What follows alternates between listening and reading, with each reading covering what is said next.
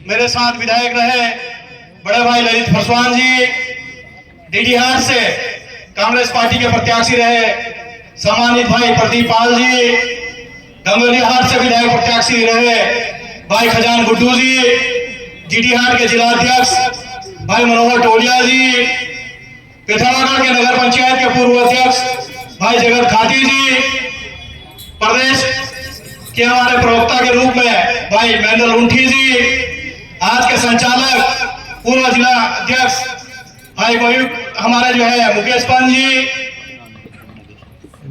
इस जिले के हमारे प्रभारी श्री भट्ट जी, पिथौरागढ़ महिला कांग्रेस कमेटी के अध्यक्ष बहन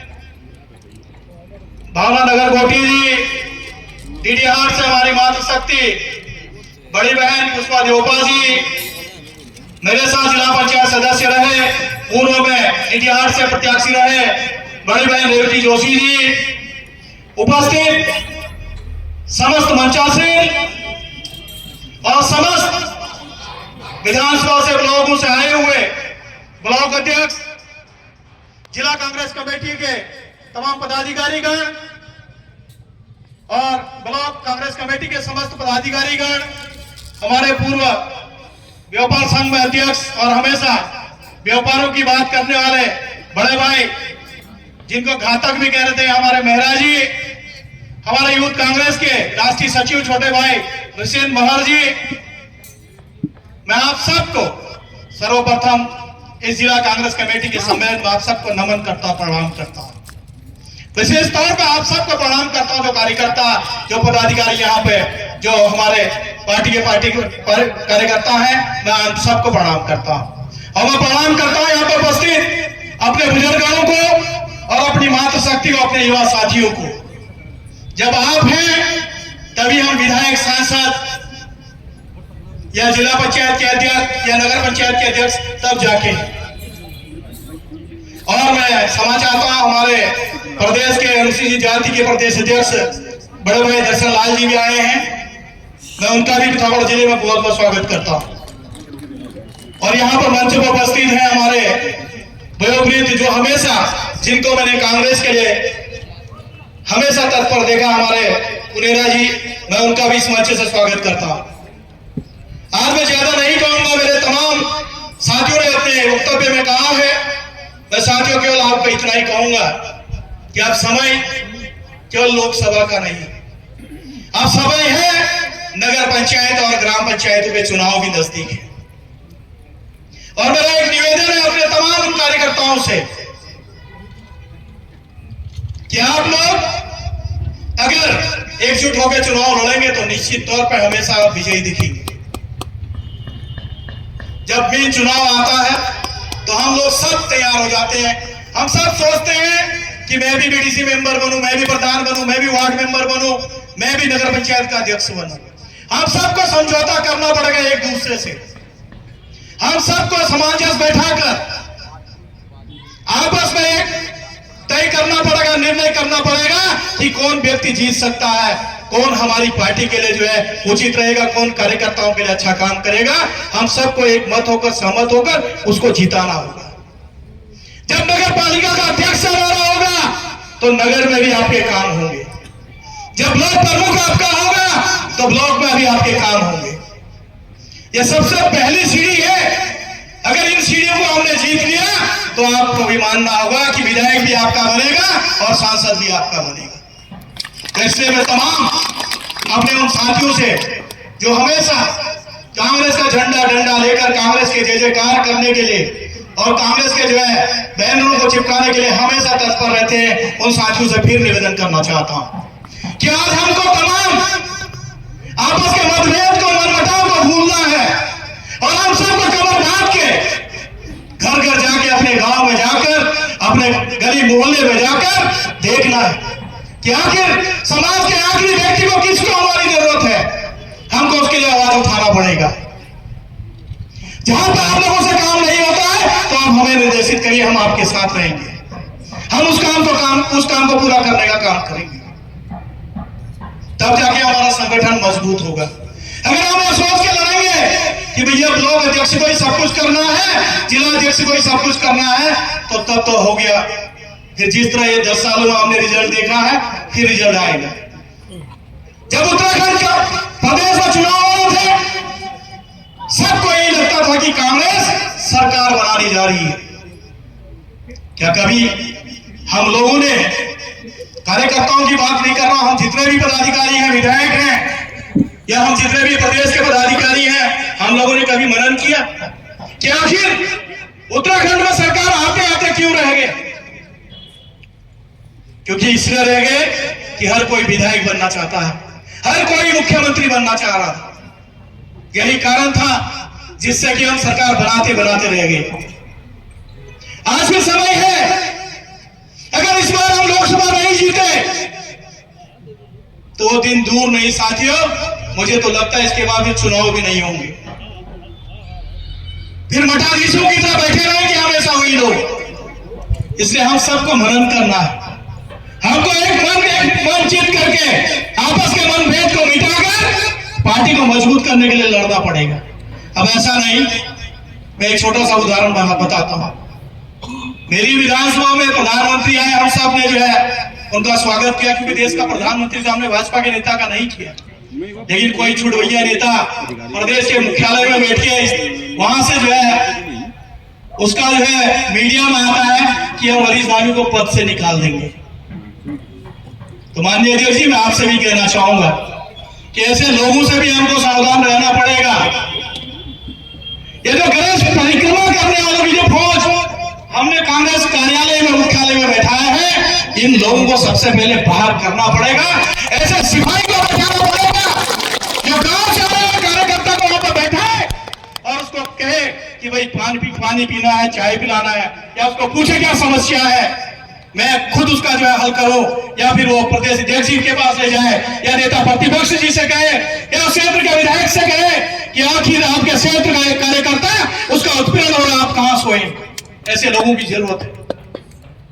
और संगठन में भी, चाहे जिले का हो या ब्लॉक का संगठन हो, ऐसे लोगों को वहां पर पद दिया जाए जो संगठन के लिए काम करता हो।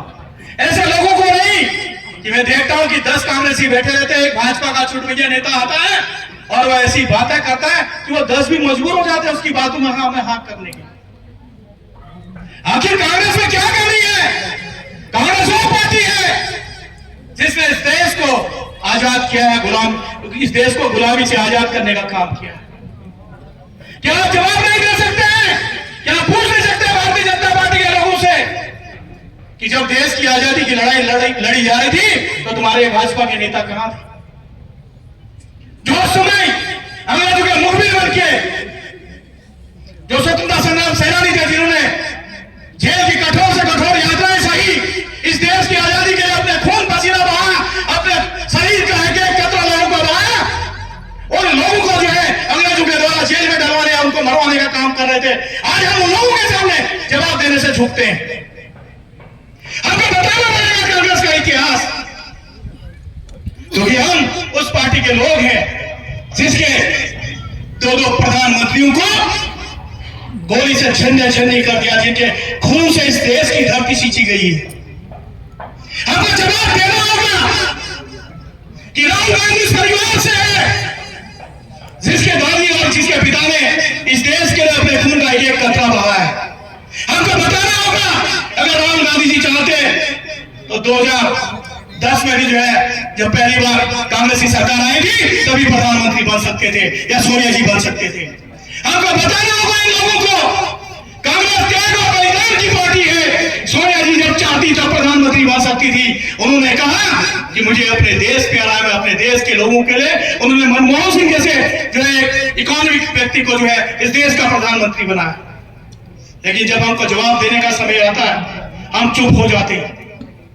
हम क्यों दूसरे को दोष देते हैं, अपने आप को नहीं देखते हैं, अपने गिरेबान में नहीं देखते। इसलिए साथियों, मैं आप सबसे भी कह रहा हूं, हम सबको एक मुट्ठी जिस तरह बंद होकर काम करता है, ऐसी मुट्ठी में बंद होकर काम करना पड़ेगा।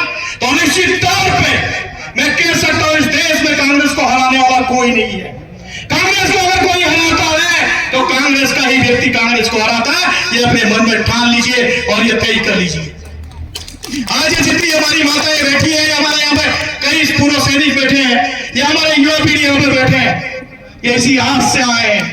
इन्होंने देखा है राहुल गांधी जी के उस 4000 किलोमीटर के पद यात्रा को, जो उन्होंने एक टी शर्ट पहनते हुए कन्याकुमारी से लेकर कश्मीर तक यात्रा की। वो इसलिए देखे उन युवाओं को फिर आस है कि इन सीमांत क्षेत्र के लोगों को फिर आर्मी में भर्ती का मौका मिलेगा। एक अग्निवीर की तरह 4 साल का जो है एक एग्रीमेंट की नौकरी नहीं मिलेगी, बल्कि परमानेंट फौज की नौकरी मिलेगी। अगर यही हाल रहा, अगर आज हमने आवाज नहीं उठाया, तो हम गांव में कैप्टन साहब, हवलदार साहब कहना भूल जाएंगे। हम अपनी माताओं को कैप्टन साहब की घरवाली है, हल्दरानी है कहना भूल जाएंगे, सुधार साहब की सुधरानी है ये कहना भूल जाएंगे, क्योंकि अग्निवीर 4 साल का 4 साल में घर आ जाएगा। इसलिए युवाओं से विशेष तौर पर मेरा कहना है, हम सबको एकजुट होकर संघर्ष करना पड़ेगा साथियों। जब अग्निवीर कांग्रेस की सरकार आएगी, तभी यह अग्निवीर हटेगा, तभी इस पहाड़ के युवाओं का भला हो सकता है। मैं कभी देखता था सड़कों में सैकड़ों युवा सुबह सुबह दौड़ते थे। आजकल वो दौड़ बंद हो गई। कई युवाओं से पूछा तो उन्होंने कहा, भाई साहब क्या करना अग्निवीर में जाके, इससे अच्छा तो होमगार्ड पीआईडी की नौकरी अच्छी है, या कहीं प्राइवेट सिक्योरिटी कंपनी में अच्छी है, कम से कम 30-35 साल सिक्योरिटी कंपनी में नौकरी तो मिलना है। तो मेरा कहना है आप सबको, युवाओं को विशेष तौर पर और मातृशक्ति को, हम जब वोट डालने जाते हैं तो हमको देखना होगा, हमको जाति धर्म नहीं देखना होगा, हमको उसमें देखना होगा अपने बच्चे का मुंह, कि मैं जिस बच्चे के दिन रात एक कर रही हूं, जिसे मैं स्कूल में पढ़ा रहा हूं, कि आखिर ये सरकार जीतेगी तो इस बच्चे का भला होगा या नहीं होगा। आपने 10 साल देख लिया भारतीय जनता पार्टी को। इन 10 सालों में बेरोजगारों को, युवाओं को सड़कों में कुचला गया है, लाठी डंडे इन पे बरसाए गए हैं। एक कांग्रेस की सरकार होती थी जब बिना कहे बिना मांगे सब कुछ मिलता था।